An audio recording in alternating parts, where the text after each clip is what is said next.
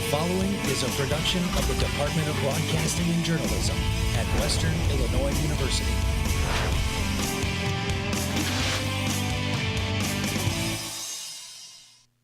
The city of Macomb has a new face in the second ward alderman position, who's replacing a seat formerly filled by a WIU student. We have more on that story ahead. And a spray paint across campus, but it's not to celebrate homecoming.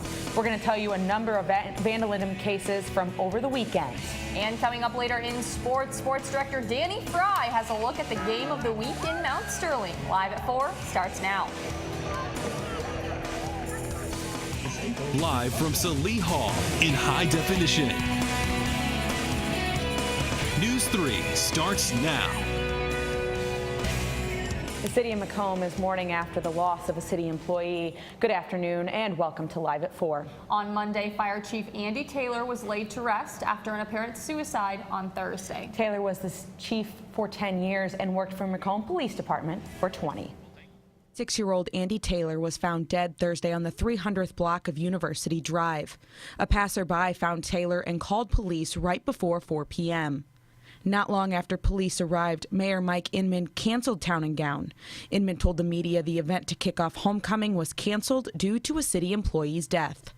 17 hours later, McDonough County Coroner released the name of the city employee at a press conference Friday morning.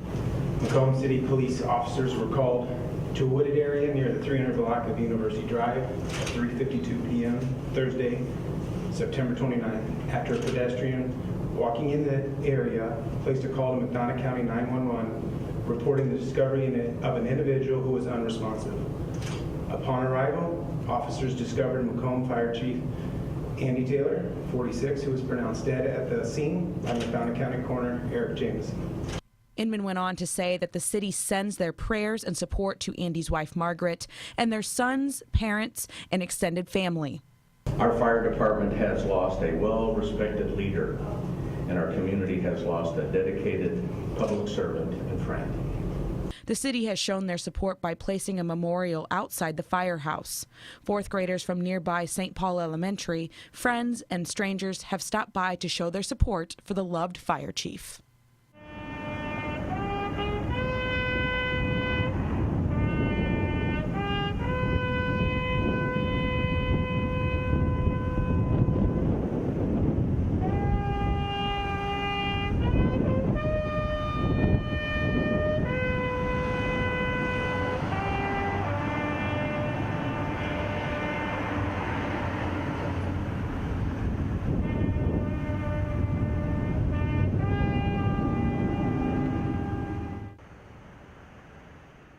Taylor graduated from Western in 2002 with a degree in law enforcement and justice administration. He was also an adjunct professor at Western, teaching in the LEJA school. Macomb Deputy Chief J.R. Hyde has been named the interim fire chief until the city can go through the hiring process for a new chief. Hyde joined the department in 1998 and was appointed deputy chief in 2009. The investigation into Taylor's death is still ongoing. Our thoughts are with Taylor and his family. Macomb's second ward now has a new alderman. Mayor Mike Inman appointed John Vajezzi to the position at Monday's city council meeting. Vajezzi has lived in Macomb for 11 years and the second ward for 3. He says his wife and 4 kids are very involved in the community and love Macomb.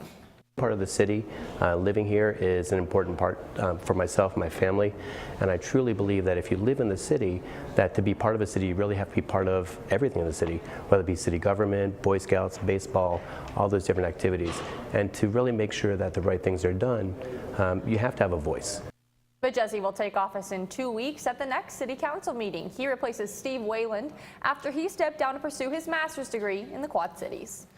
And 2 suspects are in custody after police find a pure form of meth in their possession. The arrest came in 2 different incidents, one in a traffic stop. 25-year-old Joseph Simpson and 40-year-old Joseph Fisher of Bushnell are facing a charge of possession of methamphetamine. The McDonough County Sheriff says his deputy observed Simpson, a passenger in a car. Now trying to find the substance, the deputy approached. In the other incident, Van Brooker says Fisher was arrested on a Henderson County warrant.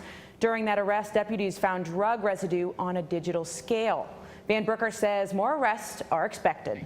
Investigations, are still underway after a spree of vandalism acts over the weekend. Before Western Illinois football practice on Sunday, profanity was found spray painted on the door behind the northeast side concession stand at Hanson Field. And more vandalism just outside of the stadium. The WIU Rocky mascot statue had been spray painted. Plus, a Western Emergency Medical Service vehicle was spray painted in the parking lot that separates the Corbin and Olson residence halls. Also, a U.S. postal mailbox just northwest of the University Union was vandalized. The Office of Public Safety report says a car was spray painted in the Naw Block parking lot as well. Total damage is estimated to more than $1,000. Election Day is just a little over a month from now, and early voting is already underway in McDonough County. You can vote at the county courthouse up to Election Day or vote your election precinct on November 8th. Early voting at McDonough County Courthouse is taking place between 8 a.m. and 4 p.m. Monday through Friday. On the 3 Saturdays leading up to Election Day, voters can cast ballots between 9 a.m. and 3 p.m. If you need to vote downtown on Election Day, you can visit the courthouse between 6 a.m. and 7 p.m.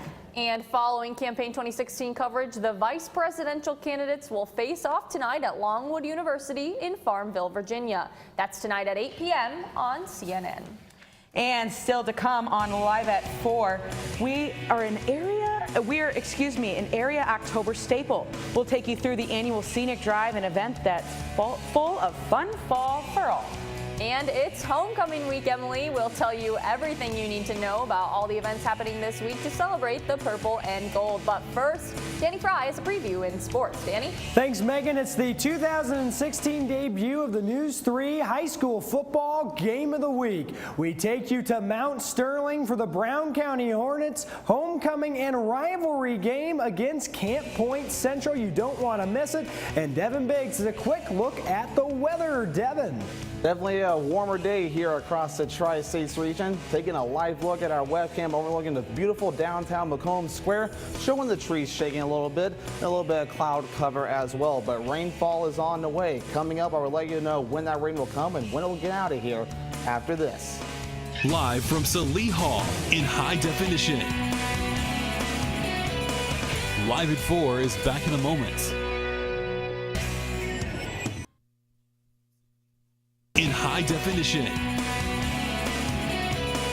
Live at 4 continues.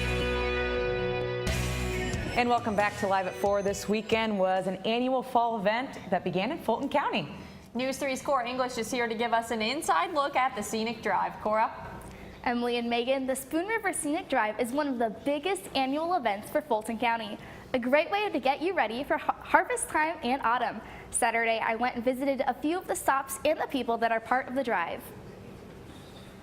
The Scenic Drive started in the 60s as a way to draw attention to the fall foliage in the area. And it was made up of people who just wanted an opportunity to share the beauty of what we have always known has been beautiful in this area with the outside world. The drive goes from London Mills down to Vermont. People set up shops to sell food and crafts in many of the towns in between.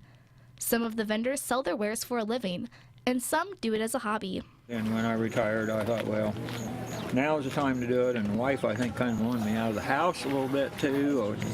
London Mills is one of the busier locations on the drive, with thousands of people flocking to a town that usually has a population of 400. The town has dozens of vendors, plus attractions like Civil War reenactors. Another fun spot is the Ellisville Opera House. Paula Helly has been directing shows there since 2003. It has brought people back into the town and people experiencing what I think the original founders of the Opera House intended. It's got nostalgia to it. It's got beauty to it. It's got innocence to it. And I think that's probably what the Scenic Drive was all about in the first place. The performance has actors ages 5 up through junior high. I talked with a few of the kids before their Saturday show. We are doing Oliver Twist, and I am Oliver, and I think it's gonna turn out really well. I'm feeling nervous right now, but when I get on stage, I feel confident about myself. What was it like getting into character to become this mean old lady? Well, my mom, after every practice, she's like, you need to be meaner. You have to stop smiling. And then she told me that I did a good job holding my chin up, and I was like, well, that's because I was looking at the ceiling, so then I wouldn't smile. The Ellisville Opera House is one of the dozens of attractions that draw people to the countywide event. People from the area say the Scenic Drive is the kind of event you have to see to understand. People don't get it until they come here, and then once they do, they love it. The drive always happens the first 2 weekends in October, so you guys still have another chance to come see the Scenic Drive this coming weekend. On your screen coming up, you'll see the list of the towns that are included in the Scenic Drive, but that list is kind of long, so in case you can't remember it, you can go to the website www.spoonriverdrive.org. All right, thank you, Cora. It is officially homecoming week here at Western Illinois University. Lots of events have already taken place, and tonight the fun continues with the variety show. It starts at 6 p.m. at Western Hall. There will be performances by University Dance Theater, House Arrest, and many fraternities and sororities. On top of that, Thursday, the school spirit keeps going on, and it gets even louder with Yell Like Hell. This annual event requires groups to perform a cheer and dance routine. That event starts at 7 p.m. at Western Hall. And before the big game on Saturday is the homecoming parade. Campus groups, alum, and many more will march through the campus and Macomb areas. And you're going to be able to catch us, News 3, at that event as well. Oh, I can't wait for that. Lots of candy. Exciting. Former NFL player Mike Wagner will serve as WIU homecoming grand marshal. Wagner played 10 seasons with the Pittsburgh Steelers and won 4 Super Bowl titles. And of course, with all that going on this week, we want to make sure that you know about the football game at Hanson Field. That is on Saturday. They kick off is at 3 o'clock. Yeah, the Leathernecks will take on the Indiana State Sycamores. Can't wait for that. When we come back, Storm Team 3's Devin Biggs will have your latest forecast. That's right. The temperatures are in the 80s right now, but it's going to stay that way. We'll have more on that in 2 minutes.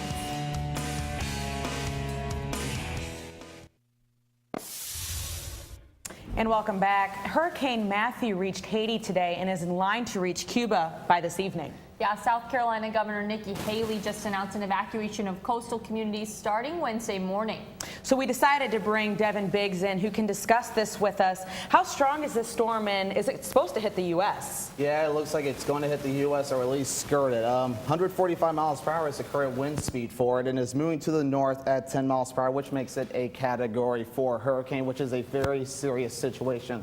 So as we load up our projected path, there are tropical storm watches and also hurricane watches in effect for Florida right now. So please be careful, as if you have relatives in that area, please let them know so that way they can take the proper actions to make sure that they are safe from this hurricane. It is a very serious situation right now.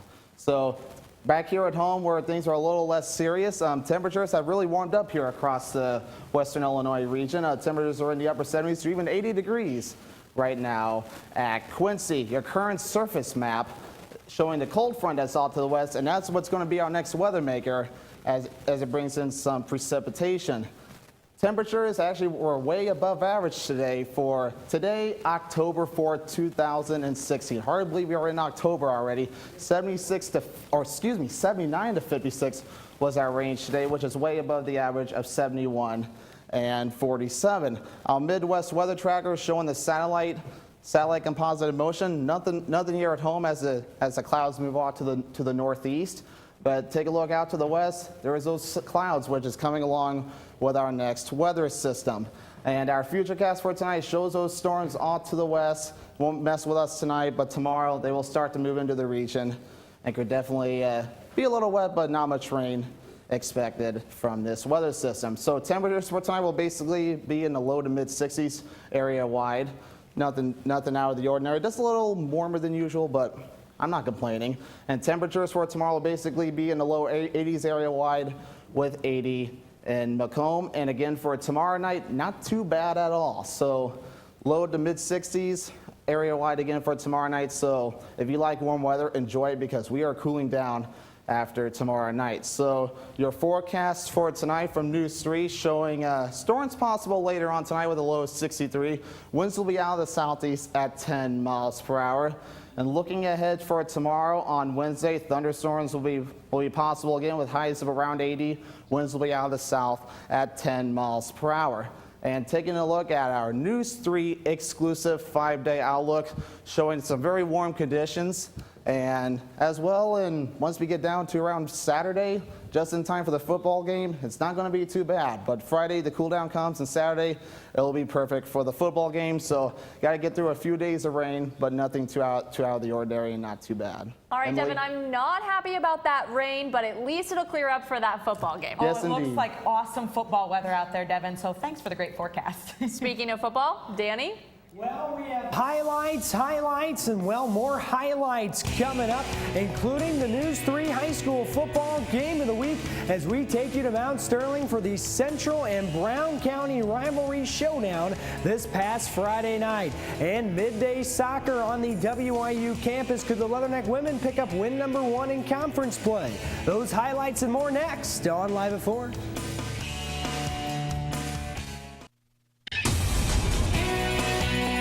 Now, Macomb's local sports focus. Here's Danny Fry. Welcome back to Live at 4. Matt Hutchison has the day off. From now on, the News 3 Sports Department will bring you a highly anticipated area football game each week. First up, a heated rivalry. The Canton Point Central Panthers at the Brown County Hornets. Homecoming for the Hornets, and what a small town Friday Night Lights atmosphere in this Class 1A clash. First quarter, and the Panthers on the board first with a Noah Deerwester run to the corner. 7:12 left, 7-0. Camp Point. Flash forward to the end of the second quarter. Brody Bivens up the gut from up close. PAT no good. Central leads 13-0 at halftime.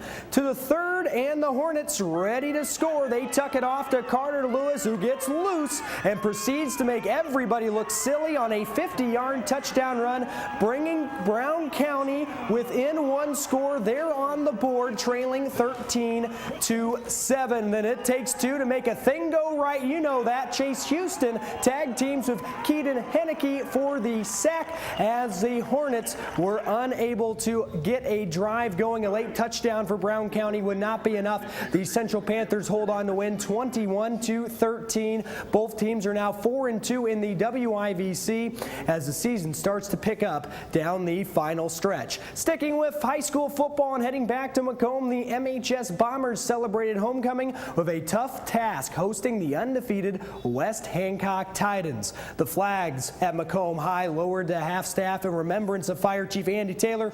Color guard in attendance as well. No time wasted for West Hancock to put up points. Riley Langford of a burst picked up his blockers, and he goes all the way to the end zone. Senior fullback Will Fox plows his way in for another Titan score. 32-0 West Hancock after the first quarter. Second quarter now, Jacob Berg on the run. Sorry, sir, your ankles are broken. And what a juke move there on the scamper inside the red zone. And then the give to Kyle Protzman. He lunges across for the first Bomber touchdown of the evening. The Titans, though, too much to handle on Friday night for Macomb. Out of the wing T formation, a nice fake. Freshman quarterback Jared Little keeps it and scoots it into the back corner of the end zone. West Hancock spoils the MHS homecoming with a 46-14 win to stay undefeated as the Bombers move into must-win mode. To Edison Elementary School, not to school, but the home of Macomb High boys soccer, greeting an out-of-state foe in the Canton Tigers from Missouri. You pick it up right in the first half, and a good defensive recovery by the Bombers as shot sails high and over the net. Getting it all lined up, then a perfect assist for the header. Use of the noggin, we'll talk about that a bit later as well. Canton ahead early. Ben Williams for MHS laces it into the back of the net on the PK, getting the Bombers on the board. And here's just a line drive, baseball terminology there in soccer, past the diving goalkeeper that kept up the pace for the Tigers. Second half now, Kyle Rash of a nifty cross, and Williams scores for the second time of the ball game, but ultimately it's not enough for MHS. The Bombers fall by a final score of 4-2 with regionals beginning next week. Staying on the pitch, another Sunday soccer matinee as the Western Illinois women's soccer team seeking win number 1 in Summit League play. Pre-game fist bumps for everybody at John McKenzie Alumni Field. First half, Courtney Baker, a shot on goal for the Coyotes, saved by Kayla McCormick's noggin, and that keeps the match scoreless. Nice lead pass to Haley Richards. Hey, she's a broadcasting major. She flicks it right to the USD keeper. 3 minutes into the second half, at the 48th minute, Emily Bowman unleashes a laser into the back of the net. No shot at being saved. The Leathernecks break the scoreless tie. Now they just had to find a way to somehow hold on. It's Bowman again trying to bend it like Bowman. That one just barely misses up to the left. South Dakota have a couple of nice defensive stops, but they never score. That's usually a problem. A shutout for Jennifer Curry in the 1-0 WIU victory thanks to the Bowman dagger. That's all for sports. Final word is next on Live at 4. Big homecoming football game this week, and of course, Devin Biggs, have a look at some of that weather. Well, we do have a cold front moving in this week, but it looks like the rain will get out of here just in time for that football game. I know I had to be out in it too with the marching Leathernecks, so thank goodness that rain backs off just in time. I'm excited for some football this weekend. Looks like we have some great weather. I'll just camp out in the press box. You Rain should in the keep press dry. box. What's the weather looking for the press box? All right. That's right. All right, well, that's all for us today. But you can find us online all the time. Stay up to date with us. News3WIU.com. You can like us on Facebook and follow us on Twitter. Just search our handle, News3WIU. You can also search for us on YouTube and subscribe. Thank you for joining us this evening. We'll be back tomorrow morning at 9 for our new show, Local Sports Focus. Be sure to join us. That's right, from all of us at News 3. Have a good night, Macomb.